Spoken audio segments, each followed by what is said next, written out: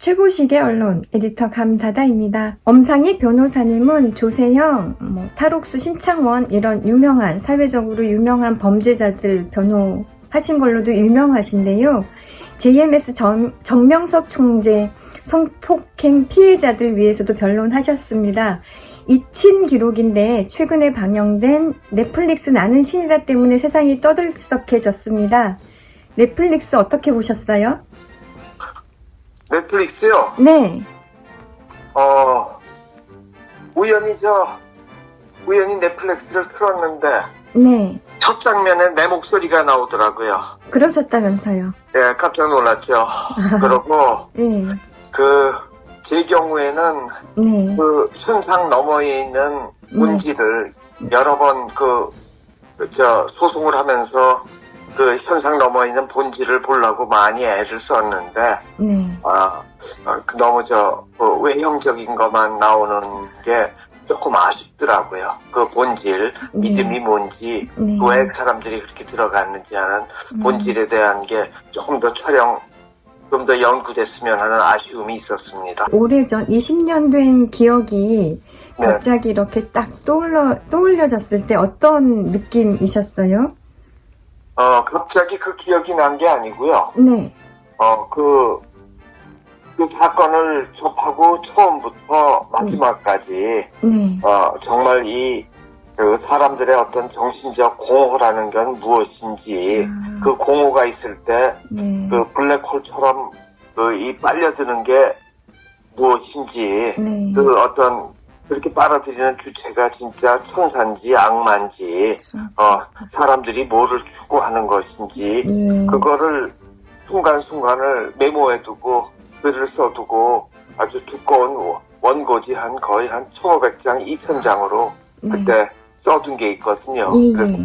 갑자기 이게 나타난 건 아니고, 예. 그동안 많이 생각을 했습니다. 그리고 제 나름대로 예. 그 일부를 발표를 하려다가 제지당하기도 하고. 변호사님 개인적으로도 영향을 좀 많이 끼쳤다 이렇게 볼 수 있는 걸까요?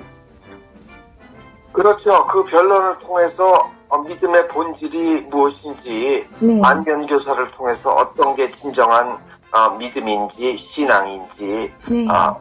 그런 거를 많이 깨달았다고 할까요? 그런 면이 있었습니다. 배움이 컸었습니다. 예. 반면 교사가 됐다는 말씀 해주셨는데요. 네네. 어떻게 영향 받으셨는지 조금만 더 자세하게 설명해 주실 수 있으실까요? 그렇습니다. 제 경우에는 노주를 보고 느낀 게 말이죠. 네. 예. 어떤 강한 어떤 염원이 있을 때, 어떤 구체적인 행동에 있어서는 사람이 자꾸만 아래로 내려가고, 좀 더 가난해지고, 네. 고박해지고, 그럴 때 어떤 세상에서 빛이 되는 거라고 그런 거를 저는 상대적으로 느꼈거든요. 거기 노주를 보면은, 나중에 거의 왕같이 되고, 신같이 되고, 네. 성전에서 화려한 어떤 쇼를 하고, 그런 거를 하는 거를 상대적으로 보면서, 정말 진정한 믿음이라는 거는 정말 전부 다 벗고 십자가 위에 오르는 게, 진짜고, 그렇게 하면은 결국 어떤 지옥으로 갈 수도 있구나. 네. 그런 거를 그때 느꼈습니다. 그때 직접 만나려고 본거지도 찾아가시고 하셨는데, 네. 정명석 총재를 네. 본 적이 있으신 거예요? 본 적 있죠.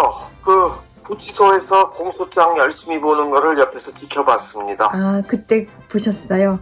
예, 구치소 안에서 공소장을 읽는 거를 보면서 속으로는 네.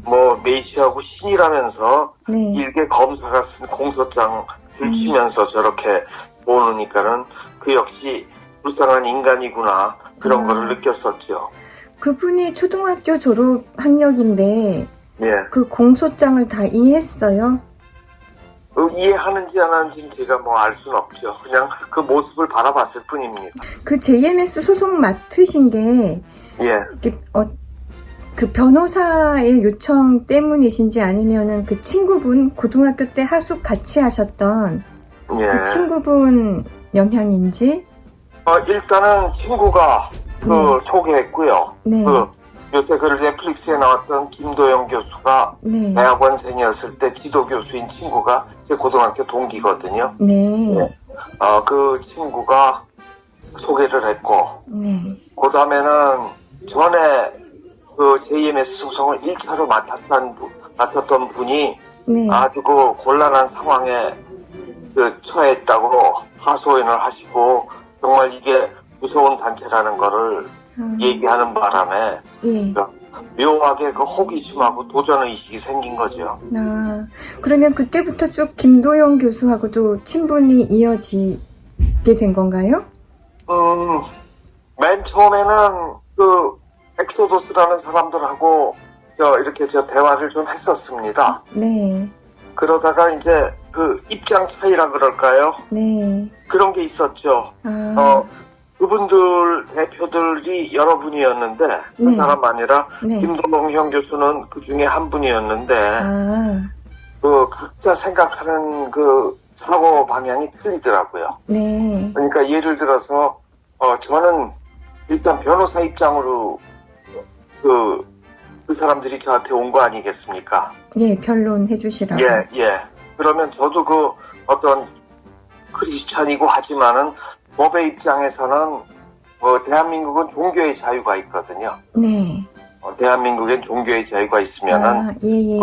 보를 신이라고 하던 다른 사람을 믿던 부처를 믿던 알라 신을 믿던 대한민국에서는 종교의 자유란 말입니다. 예. 그런데 그 중에는 어떤 기독교 근본주의적인 입장인 분들도 있어가지고 저 사입이 마귀를 쳐야 된다 그럴 때 저는 직업적 양심이나 개인적으로 거기에 동조할 수가 없거든요. 예. 그리고 두 번째로는 그분들 상당수는 어떤 종교적 편견도 있고 그 다음에 어떤 본인이 어떤 피해를 입은 데 대한 증오도 저는 봤습니다. 증오도 보고 그런 어떤 단체가 형성되는데 저하고 길이 좀 다른 것 같았어요. 그래서 어느 순간에 그러고 그 피해자들이 저한테 어떤 그 단체에 휘말려서 어떤 그 앞에서 얘기하고 가기가 싫다고